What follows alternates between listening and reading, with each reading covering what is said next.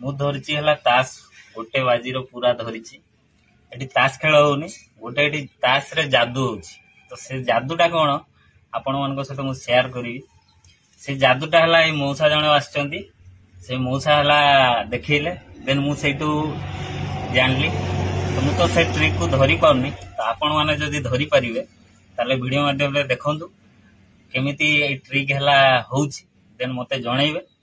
comment माध्यम रे निश्चय जणैबे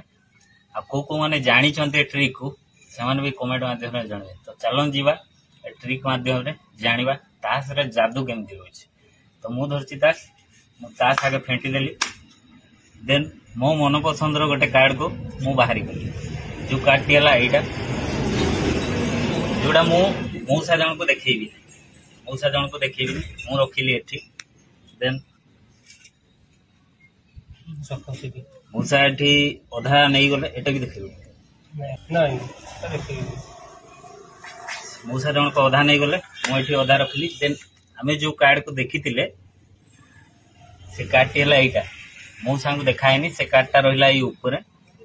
देन मौसा से कार्ड को हम जो अधा करथिले से ऊपर रख देले देन तांको हमें फेंटी दवा फेंटी देले देन ए कार्ड मध्य रु मौसा जो कार्ड हमें बाहरी करथिले से कार्ड को से देखि ना किंतु से न देखि कि ए कार्ड रु से बाहरी कर देबे कोटा हमें देखितिले तो मौसा माने बे बाहरी करबे कार्ड फेंक दे